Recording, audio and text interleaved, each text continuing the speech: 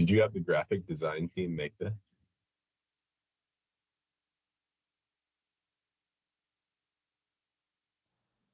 I did not. Jason Goodgall had this ready for me. I'm not sure where he got it, but credit Wait, goes to him on that. yeah. Oh, Jason's here.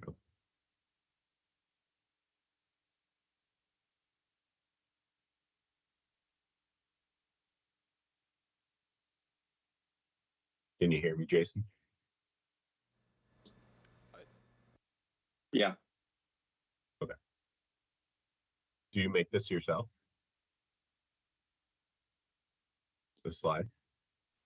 Oh, that was Jason Francisco, not Jason Yeah. Robb.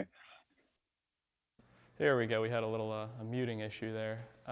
No, Jason Goodgall had this ready for us to use, so credit to him. I'm not sure where he got it. Where did you get it? Oh, okay, he did make it. Jason Goodgall made it. Nice. I like the pen and the fork combo.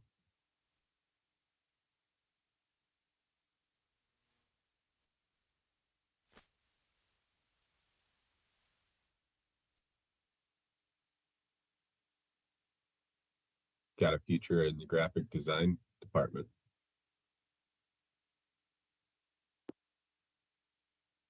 He says he's very excited to make the switch.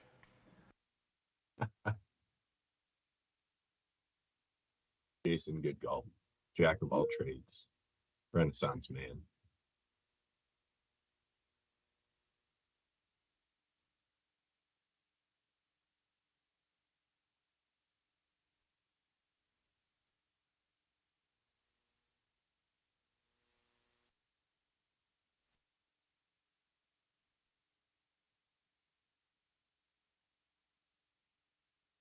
Yeah, so we're coming up on the start time, but thank you, Jason Robb, for offering to do this. Appreciate it. Need to do more of these. Others, feel free to volunteer and don't need to do anything super formal. It's 10, 15 minutes of informal presentation, maybe some slides, maybe a live demo. So we'll try to ensure we do more of these in the future as opposed to cancel them every month. I'll let Jason take it away though. Okay, thanks, Wes. I'm gonna take my earpiece out here. So I'm gonna talk for I'm gonna do like 20 minutes and then we'll do just a little bit of questions at the end. So we'll be done before noon. And yeah, so if you know me or you work with me at all, you know I just really love the pump panels. So I'm really excited to talk to you a little bit about them today. Got some quick goals here. I just wanna, at the end of this, have everyone know what all of the gauges mean on the pump panel. What all of the basic controls do, and just how to flow water out of one of the hoses there. So first we'll start with a little like pump panel anatomy of what's standing behind me here. But before that I should mention that this is not a production unit, so this is not one that a customer ordered. This is our demo unit, and we designed it to display as many of the different components that we offer in one unit as we could. So this is intended to like go to shows and kind of display like the range that we have. If you order an LE, you get like a really standard thing. It's the same steering wheel and the same cab and all that. But for pump panels, everyone is kind of different because every fire truck is kind of different. So we have like a really wide range of different components that customers can kind of like mix and match from. And we end up with one that's just like a little bit slightly different every time. All right, so go ahead and getting into it here. The first thing I'll point to, this is the pump performance placard. This, well, just like on the driving sims, we can drive different vehicles. We can choose to simulate different types of pumps on the simulator. And this just gives me a small little readout of some information of whatever pump I have selected. This basically just boils down to how much RPM off of my engine do I need to reach a certain PSI. That's what this really boils down to. And speaking of PSI, we'll go up one here. This is probably the most important gauge on here. This is the master pump discharge gauge. This tells me the pressure that my pump is putting out, the total amount of pressure, and that's pressure that's available to be distributed to all of my different hoses, or discharges as we usually call them there. pump discharge. This is kind of the opposite of that. This is the pressure coming in. So this is pressure going out. This is pressure coming in, the pump intake pressure. And you might get pressure coming into your pump if you are hooked up to a fire hydrant. That's a pressurized water source. The water is shooting up into your truck. Or if you had another fire truck that was connected to yours, which was pumping water into your truck. That's something that happens if maybe a water source is really far away from a fire and they need to get the water to travel a really long distance. Sometimes they would kind of chain fire trucks together, and that's called the relay pumping, and that is something that we can simulate. Moving down the line here, these are just a couple of alarms. It's kind of just like the low oil pressure light on your dashboard, and this is one for if the water temperature gets too high that's inside the pump. This right here, both of these are tank level indicators. So this one is for a foam tank. Your fire truck is going to have a small, probably like 30-gallon tank of fire retardant foam that's on board. And this is telling me how much foam is left in the tank. And this is the same, but for my onboard water tank. And I really want to emphasize this. Your fire truck has an onboard water tank. It's probably about 500 gallons. And that's something that you're going to use like pretty much every time. Even if there's a fire hydrant available for you to use, you're probably going to use the onboard water tank first because it's available right away. You don't have to take the time to hook up to the hydrant. So that is something that we will be using, the onboard water tank here. This one more over, this is the foam controller. So this is just the controls for if I'm going to use some of that fire retardant foam that I mentioned earlier. This is how you control, you can turn it on and off and control how much foam, things of that nature. Now these two things here, these are actually two of the same thing. These are two different electronic governors. Normally we would only have one electronic governor on a pump panel. But since this is the demo unit, we were just trying to display as many different ones as we have, or rather as we could fit onto one panel. We have in total, I think, 7 different electronic governors in the catalog, and here we just put 2 on. So when we actually go to use this pump panel, one of these will disappear. Only one of them will be active at once. You would only ever have one usually on a panel, but these are just 2 different styles of them. And the governor is used to, ultimately it's used to control your pump discharge pressure. It just controls how fast your engine is spinning, and that's how fast your pump is spinning, and that's how much pressure you're putting out. So those are the controls for that. Up above that, this is we have a tachometer, it just tells me my RPMs. This is just an oil pressure readout, and this is just a water temperature readout. These 2 things, well, the oil pressure really doesn't come into play unless we explicitly invoke some sort of oil pressure failure. Water temperature does a bit. RPM, that's really important. That's something that you have your eye on pretty much at all times. Moving down here, so these 2 were electronic governors. These 2 things put together, combined, this is a manual governor. So you would use both of these together as a manual governor. If you are using your electronic governor, you won't be using a manual governor. You're using either one or the other. When you're using the manual governor, this is what you'd use, this knob, to control the RPM. You just turn it to increase it or decrease it. And this right here, you use to basically set a threshold of pressure. And it'll basically just open this fancy valve if the pressure gets too high, so that you don't accidentally put too much pressure into your hose. It's just like a pressure threshold setter is how you can think of it. All right, now I want to talk about this group of things here. These 6 things, they look really different, but they're all actually pretty much the same thing. These are the discharge levers. So these are opening the valves that the hoses would be connected to. And it's kind of an eclectic group here. We just, again, wanted to display all the different kinds of ones that we have. These are the type that you would typically see on a side mount pump panel, which this is. And these types are more typical for a top mount pump panel, which you may have seen on the floor. It looks kind of different from our side mount pump panels. And I think Jason has a picture that he's going to show of what a top mount looks like.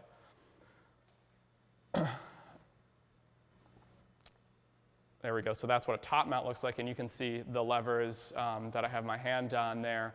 Those are more common for the top mounts. So if you're gonna come back to me. Right, we just have this on here just so we can demonstrate as many things as we have. And then these are just digital versions, 2 different digital versions of these levers. So these have buttons on them to just open or close the valve, and they really do the same thing as these physical levers over here. And so we just have a bunch of different ones so we can display all the different types that we have. And then right here, this light is very important, the pump in gear light. This tells me whether or not my PTO is engaged. This tells me if my engine is spinning the wheels on my truck or the impeller in my pump. It tells me one way or the other. That's really important. Panel lights, this just turns some lights on and off. Horn, this will honk the horn. Going down here, these are 2 very important valves. This is the tank to pump valve right here. It's pretty much exactly what it sounds like. This opens a connection between my onboard water tank and my pump. And this one kind of does the opposite. This one opens a connection from my pump back into my onboard water tank. We're going to use both of these very heavily. We'll see those come into play. Right below them, we have an engine cooler. It just helps cool your engine off a little bit if you turn it on. And we have an air bleeder. We're probably going to skip over these today. The air bleeder, I'll just really quickly say, when you first attach a fire hose up to the truck, if you attach like an intake hose, a hose that would be connected to a hydrant on one end and the truck on the other, there's going to be some air inside that hose, and you don't want the air in your pump, you just want to get water in there. So this air bleeder valve, this helps you get the air out so that doesn't go into the pump, and it helps you just get the water into the pump. That's what it's for. We'll probably skip it in operation today. Over here, these are 2 different styles of primers. So this is another thing. It would be really rare for a panel to have both of these. We just have them both. They both do the same thing, and we just wanted to display different ones that we have. There's even a third one that we offer. This is what you would use if you had a water source that was unpressurized, like a dump tank, basically a big kiddie pool full of water that you needed to suck up with your fire truck, or if you were getting water from like a lake or a stream or something like that. You would need to utilize the primer to do the initial sucking of water up into your truck. So we probably won't touch on those, but that's what they're for. This is just, if you can go down a little bit here, a light that tells me if my pump is overheated or not. And down even a little bit further, we have some drain valves. Come down here, Hendrik. Yeah. So these drain valves here are each associated with one of the discharges. If I needed to drain the water out of that hose after I'm done operating it, I would open this and it would let the water drain out onto the ground. And then this is the same thing, but just for the entire system, not only one specific drain valve. And let's see, all right. Lastly, we'll talk about, lastly on the front anyway, we'll talk about these 2 guys here. These are my 2 intakes. So these are just valves where you can get water to come into your truck. We have 2 on this panel. All the trucks that I've seen have at least 2, sometimes more. We've got a larger one, this is our primary intake, and we've got a smaller one, this is our secondary intake. So they're just kind of different styles of valves, but they both do the same thing. And I want to go over here. This is a PTO panel right here. So these are controls that would actually be up at the driver's seat in a real truck. And this is what you would do to stop the engine turning the wheels on the truck and start the engine turning the impeller inside of the pump. You would utilize this. It involves just changing the gear, throwing the parking brake down, and doing things in a certain order to get that off the ground. We will use this in a moment. And then up here we have our trainee visual display. This is an IG that runs Fusion 1, and it also is going to show us like a hose readout based on what sort of evolution we're running. We'll get into that in a second. And then I suppose the last thing is just the iOS way over here. Normally this would be kind of swung out wide so the student can't see it, but I'm just going to have it over here right now because it's a little easier to demonstrate. All right, I think we've touched on all the big anatomy points for the panel, so I'm going to go ahead and actually start up in evolution. Evolution is basically just the term for scenario that we use in pump ops. And one really important distinction between the different evolutions that we have in our catalog is the type of water source that's available to you. We can simulate having a fire hydrant available, having a dump tank available. Like I said before, that's basically a big kiddie pool full of water that you can suck up. Or the last type of water source we can simulate is a dry hydrant. And that's basically like a lake or a stream with a tube coming out of it that you can hook up to and get the water from that lake or stream. But we're going to pick a fire hydrant evolution. And as I start up that evolution over here, my trainee visual display, this switched to showing me a view of my water source, which is my fire hydrant. And take notice that there's no hose running to this fire hydrant yet. We're not connected to the fire hydrant yet. That's going to come later in the process than you might expect, but we will do it. And arguably more important, up here, this is kind of like a schematic. This is telling me what types of hoses are hooked up to which of my discharges.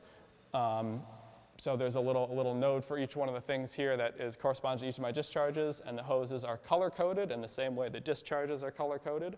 It's really important to know the length and diameter of the hose that you're working with there, because kind of a key training point is the fact that the pressure that I put out of my pump panel is going to be way different from the pressure that actually reaches the nozzle at the end of the hose. A lot of pressure is lost along the way, and one of the biggest contributors to that is friction. So longer hose, more friction, more surface that the water has to come in contact with, and also smaller diameter really increases the amount of friction. If you think about water going through like a narrow tube, the water has to come in contact with a lot more surface than water going through a large tube. And then lastly, this tells me what kind of nozzle is on the end there. That's really important to know because you need to know what kind of pressure you want to have at the end of that, at the end of the hose. Every nozzle has kind of like an optimal pressure for it to operate at. Okay, so we're going to go ahead and we're going to start this up here. And kind of the first thing that I'm thinking is I notice my PTO is not engaged here, so I'm going to need to turn that on like straight away. And then the next thing that I'll want to do, go ahead and just start this up here. I'm going to go ahead and engage this PTO. So I got to put it into neutral, turn the parking brake on, throw the lever down, and put it into drive. That'll get this turned on for me here. So now my pump is spinning. My pump is spinning. I don't have any water in there yet, and I want to get some water available as soon as possible. So I'm going to open this tank to pump valve. And when I open that, the first thing we're going to see happen is the pump discharge pressure here. This is at 0 right now. As I open this up, this is actually going to go up because now there is some water in the pump that's available for me to use, and it's in the pump which is spinning, and it's generating some pressure. Okay, so the next thing that I'm going to want to do here is, I'm just going to cheat a little bit. I'm going to want to go to my governor. And I'm going to say in the situation that I'm in, I'm going to be using this discharge right here. I'm going to say that I want to put 100 PSI to the nozzle. And I'm going to say that I know with the hose that's hooked up that I'm going to lose 50 PSI along the way. So I need to flow 150 PSI here so that 100 can reach the nozzle because 50 is going to be lost by the hose. So I want to bring my PSI up to 150. And to do that, I'm going to use my governor here. This has 2 modes. We'll just talk about the one mode here, the pressure mode. This allows me to just designate a pressure for it to hit, and then it's going to do all of the work for me to make that happen. So as we operate, things are going to cause the pressure to come up and go down. And this is going to just maintain whatever RPM I need for what's happening at that moment to maintain the pressure that I want. So right now I'm sitting just about 1,400 PSI here. Okay, we're going to say that our guys on the business end of the hose are ready to get their water. So I'm going to go ahead and charge their line. That's to say put water into their hose. And when I do that, we're going to see a couple things happen. The first thing that will happen is the RPM is going to increase automatically because now that I've got a discharge open, that's more work that the pump has to do to maintain that pressure. It's not just moving the water around inside of it, it's actually pushing it somewhere. It's going to need to do more work to stay at 150 PSI now that it's also pushing the water somewhere. So we'll see the engine RPMs go up, and we'll also see right here on this gauge, we'll see this pressure come up to start to match. As I get it fully open, this pressure will start to match the pressure of my master pump discharge, which we've set to 150 using the governor. So I can see this needle go up to about 150. And this digital number here, not all gauges have this. This one does. This is a flow rate indicator. So this is telling me that I'm flowing 125 gallons per minute right now. Okay, we're doing really good. We have some water going on to our fire, but right now we're just using the water in the onboard water tank, and I'm flowing 125 gallons a minute. I've only got 500 gallons of water. That's going to be gone in 4 minutes. So I need to get myself hooked up to like a more sustainable water source, which is why we have the hydrant in this evolution here, which we're still not hooked up to, but that's what we're going to do now. So the way that you hook up to a hydrant in our simulator, it's not something that the student does. That's actually a button on the iOS that the instructor is going to hit. So on the iOS over here, we would go to the Water Sources tab. This gives me just some general info about the hydrant. There's a lot of settings that I can change. Its pressure, its flow rate, things of that nature. But I'm going to go ahead and connect it to the primary intake. And when I do that, over on the trainee visual display, now we'll see a hose is connected to the hydrant. So I can tell that that's connected. But nothing's happening on the simulator yet because I haven't opened my intake valve. When I open this, we'll see a few things happen. The first thing that's going to happen is our pump intake pressure. That's going to start to come up. And we have our hydrant set to 40 static PSI, so this is going to show just under 40. And the other thing that's going to happen is it's going to bring the RPMs down because it wants to maintain 150 PSI. If the RPMs didn't change, we would go up to 190. We're at 150 now. We're about to add 40 from the hydrant. And if we don't lower the RPM, that's just going to get added on. So as I go ahead and open this up, nice and slow here, we'll see this come up to about just under 40, and we'll see our RPMs go down as is happening there. We're going down to about 1,200. And now the other thing I want to do, we just about ran out of water in our onboard water tank here, and I want to get that refilled as soon as possible. I need to have that like ready to go at all times. Let's say somebody ran over my intake hose with their car, it was going across the street, then now I wouldn't have any water, so I need to get this refilled as soon as possible. So that's where the recirculation and tank fill line comes in. That's this right here. This is going to open a connection from the pump back into the tank, and it's going to refill the tank while I'm working here. And kind of a similar thing is going to happen when I open this up. This will be another place that the pump now has to push water to. So we'll see our RPMs increase so that it can maintain that 150 PSI.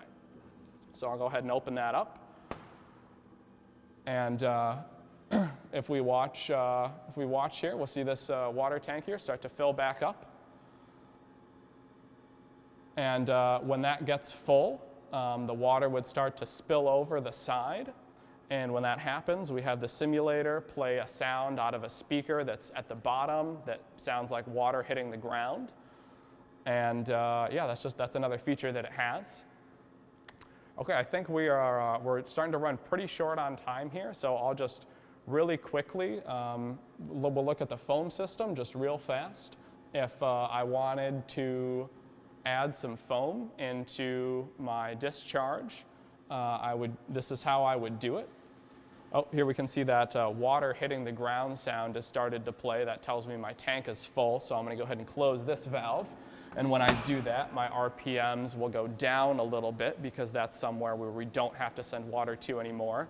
And we can hear that that sound stopped now. But going over to the foam controller here, I'm just going to turn this on real fast.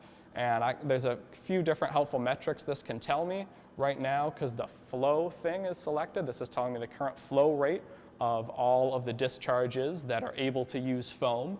I can cycle through a few different things. This is the total amount of water that I've flown through the foam discharges since the system has been on. This is the really important one here. This is the concentration of foam that I'm injecting into the system. I'm able to raise that and lower it. And lastly, I can have it tell me the total amount in gallons of foam that I have flowed. Now that this foam system is on, we haven't done a whole gallon yet. It goes really slow. We're only doing like 0.2% foam in the water, but we can see that this tank level has started to go down. Okay, lastly, let's just really quick take a look at these digital discharges here. So they do pretty much the same thing as the physical ones, but I'll just kind of show you. I can just tap these open, and instead of having up here, this is showing my PSI, instead of having like a gauge with a needle, it just tells it to me digitally. This is showing me how open it is. This is showing me my flow rate, and it's just the same thing over here. I can tap this open. This is telling me my pressure here and my flow rate there. And let's thumb through really fast some of the tabs on the iOS before we close it out, just so we can see what's available there. This is sort of a list of the training points that the instructor would want to be going over with a student. This is sort of like the steps that the instructor is going to want to tell the student to take in order. So it's sort of like a guide for the instructor. On my gauges tab, this shows the instructor all of the gauges with some helpful indicators, lets them know what's going on, because remember, they're not standing in front of the panel, they're standing to the side of it, so they still need to be able to see these things. On the nozzles page here, remember we talked about pressure loss. This tells me what the pressure is for these discharges when it's reaching the nozzle. It's kind of a cheat for the instructor. I can see that right here, this nozzle that we were using, we're getting just about 100 PSI at this nozzle, even though we're flowing 150 out of the pump. This is just a graph. This shows me my pressure and flow rate through all of my discharges. It kind of moves over time and keeps a running total for me, lets me know what I've done and when. Water source tab, we talked about that, but we can also change things about the water tank here. We can change the amount of water in it in real time, change the size of the tank. On the engines tab, we can induce some failures here, very similar to commercial vehicles. We'll skip over the rest of that. This is where I would change which pump I'm simulating. And this kind of crosshair, this is telling me my current pressure and flow rate for the pump that I'm using. I've got a foam tab here. I can change things about the foam system, size of the tank, amount of foam in the tank. I can change which of the discharges are using foam. And lastly, this is a tab for just some settings for these electronic valves. All right, I think we're going to have to cut it off there for time. There's so much more to these panels, but thank you everybody so much for tuning in. It was really awesome to be able to give just a little bit of explanation about these things. If you ever see me working on a panel and you have any questions, please stop by. I absolutely love talking about them. But I think for the last 5 minutes here, if I can find my earpiece, we can do some questions. Oh, it's fallen down into my shirt. I'm just going to grab that, very smooth like. Okay, I can hear you guys again. Does anybody have any questions? Would it help to show the foam output when you're adjusting the foam ratio on the scene? Is that how they kind of gauge how much percentage they should inject? Like if you showed that on the screen, do you think that'd be helpful as a future improvement, or no training value at all? It'd be hard for me to know if there's training value in that. What I can tell you is like when you're trying to know what concentration of foam you want, the prime consideration is going to be the consistency of what comes out of the hose. If you have a really high concentration of foam, the stuff coming out of your hose, it's going to stop looking like water at all. It's going to stop being a liquid. They call that running a dry foam. It looks like you're going to be essentially just putting out like suds, like bubble suds from your dish soap or something like that. And if you don't have enough foam in there, it's not going to have like the fire retardant effect that you're looking for. I haven't seen a foam controller that has a flow rate of foam in there. I've only seen them with flow rates of water and concentrations of foam. Yeah, I think a SME would be able to know if there's training value in that or not. We got time for a couple more if anyone has them. If not, we can just bid farewell. Hey, what happens if you open up the tank fill without the water source connected? Do you get a fault? Nope. Cavitation? No, nothing really bad is going to happen. On a real truck, the internal plumbing, there's all kinds of sort of little safety clapper valves. So even though I open the lever for my recirculation line, there's probably some valve in there that is staying shut unless there's some water actually going through to push it up. So nothing's really going to happen. Probably that's not the correct way to be actually operating a pump. And as we add more features, marking that as some kind of a fault may or may not be a good thing to do. But in reality, you're not going to hurt anything. Hey, Jason, first of all, good job. This was very interactive. Do you want to talk a little bit about what you're doing with the after action? Just Sure. kind of the next phase of this? Yeah. So I think the next big push that we have to keep this product moving forward is we want to add AASR. Just like for the driving sims, we have a really good way of replaying what happened, what the student did, and also having a camera pointed at them so we can see, where their eyes were, where their hands were as they were doing those things. We're working on developing that right now. We're in the early stages. On our working prototype, we have it such that we can hit a replay button on the iOS and all of the needles will go back and kind of display the same thing in the same order at the same time that just happened. And we need to refine that a little bit more. And the next step is going to be to integrate the camera after that. Yeah. Okay, we're coming right up on 12 o'clock here. So thanks everybody again for tuning in. This was a blast for me. Maybe next year we can look at some other aspects of the panel. We could go under the hood. We could talk about the code. There's a lot there. Thanks, Wes, for putting this on. Thanks, Jason Goodgall and Hendrik, who are right behind the camera there, helping us put on this production. And also thanks Brian Post and Mike Foley and Dwight for being such good teammates on the pump panel side there. Dale as well does a great job designing all of these things. Love working with you guys. And yeah, I think we'll close it out there. Wes, You is there set any... a new Go you ahead. set a new bar for Lunch and Learn quality and professionalism. So not to intimidate everyone else, but excellent job. Thanks, Wes. I appreciate that, man. Okay. All right, folks. See you around. Thanks for tuning in. Take care.